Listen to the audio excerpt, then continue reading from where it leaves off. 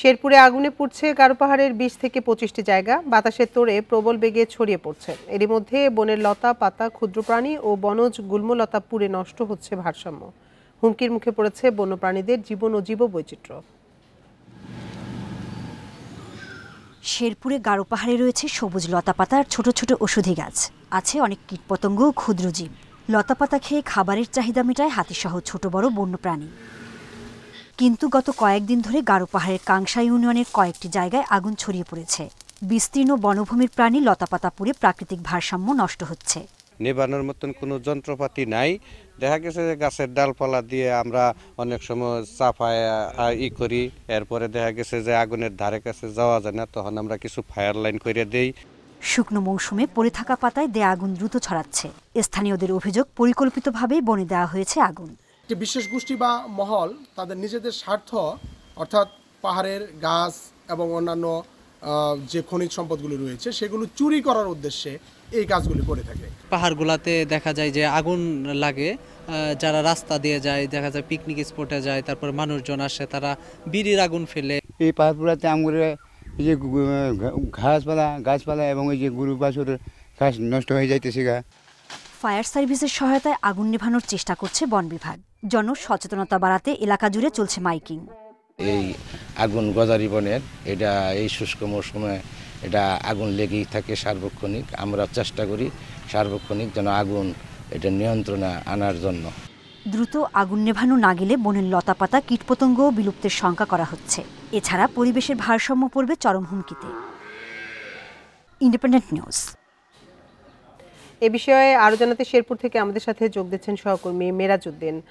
মেরাজ, আগুনের এই মুহূর্তের অবস্থা কেমন দেখছেন এবং বেশ কয়েকদিন ধরেই তো আগুন জ্বলছে, ফায়ার সার্ভিস এখনো নিয়ন্ত্রণে আনতে পারছে না কেন, এবং আগুনের সূত্রপাত আসলে কিভাবে হলো এ বিষয়ে কিছু জানতে পেরেছেন কিনা?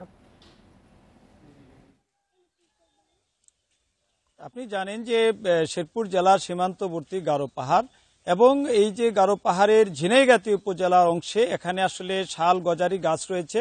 শুকনো মৌসুমে এই শাল গজারি গাছগুলি আসলে শুকনো পাতা পড়ে যায়। এখানে যে বিষয়টা আমরা বিভিন্ন জায়গায় খোঁজখবর নিয়ে দেখেছি যে গত কয়েকদিন থেকে কিন্তু আসলে বিভিন্ন জায়গায় এই আগুন অগ্নিকাণ্ডের সূত্রপাত হচ্ছে। এখানে আমরা বিভিন্নভাবে খোঁজখবর নিয়েছি। দেখা যাচ্ছে যে বিভিন্ন জায়গায় বিভিন্ন সময় দুর্বৃত্তরা এখানে আসলে আগুন দিচ্ছে এবং তাদের উদ্দেশ্যটা কি এটা নিয়ে আসলে প্রশাসন থেকে শুরু করে বিভিন্ন মহলের পক্ষ থেকে কিন্তু আসলে তৎপরতা চালানো হচ্ছে যে কি আসলে কি কারণে তারা আগুন দিচ্ছে। এবং আমরা যে জিনিসটা খোঁজখবর নিয়েছি তারা বিভিন্নভাবে বলা হচ্ছে যে এখানে হয়তোবা যারা টুরিস্ট রয়েছে, যারা পর্যটনের জন্য এখানে যারা আসতেছেন, তারা আসলে চাচ্ছে যে তাদের বিড়ি সিগারেট আগুন থেকে হয়তোবা আগুন লাগতে পারে। কিন্তু একটা বিষয় পরিষ্কার যে অন্তত ২০ থেকে ২৫টি জায়গায় কিন্তু ইতিমধ্যে কিন্তু আগুনের সূত্রপাত হয়েছে এবং আগুন লাগানো হয়েছে। এ থেকে প্রতীয়মান হয় এবং স্থানীয় যে পরিবেশবাদী সংগঠনগুলি রয়েছে তারা যেটা জানিয়েছেন, তারা যেটা দাবি করছেন যে আসলে এই এলাকার যে বৃক্ষ নিধন করার জন্য এবং এখানে যে পরিবেশের ভারসাম্যকে আপনার ক্ষতিগ্রস্ত করার জন্য একটি মহল এই জায়গায় আসলে অগ্নিকাণ্ডের সূত্রপাত করছে এবং বিভিন্ন জায়গায় আগুন দিচ্ছে। এই ক্ষেত্রে আমরা এখানে বন বিভাগের কর্মকর্তাদের সাথে কথা বলেছি, তারা যেটা জানিয়েছেন যে তাদের লোকবল কম, তারা আসলে বিভিন্ন জায়গায় আসলে এই যে আগুন নিভানোর জন্য গত কয়েকদিন থেকে তারা ব্যাপকভাবে হন্য হয়ে ঘুরে বেড়াচ্ছে এবং এখানে তাদের যে আগুন নিভানোর জন্য যে আপনার সরঞ্জাম এগুলো তাদের নাই। এই ক্ষেত্রে এখানে ফায়ার সার্ভিস এবং স্থানীয় লোকজনের সহযোগিতা নিচ্ছে তারা, এবং আজকে গত কয়েকদিন থেকেই তারা এই আগুনের পিছিয়ে পিছিয়ে ঘুরছে। আমাদেরকে যেটা জানিয়েছেন তারা খোঁজখবর রাখছেন এবং এলাকায় মাইকে প্রচার করছেন যাতে বনের ক্ষতি করার জন্য কেউ আগুন না দেয়। এই ক্ষেত্রে এখানে যে দুর্বৃত্ত রয়েছে এবং আমাদের পরিবেশবাদী সংগঠন যে নেতারা রয়েছে তারা যেটা জানিয়েছেন যারা এই অগ্নিকাণ্ডের সূত্রপাতগুলি ঘটাচ্ছে তাদের বিরুদ্ধে তদন্তপূর্বক ব্যবস্থা গ্রহণ করার জন্য এবং তাদেরকে চিহ্নিত করার জন্য তারা দাবি জানিয়ে আসছেন। শেরপুর থেকে জানাচ্ছিলেন আমাদের সহকর্মী।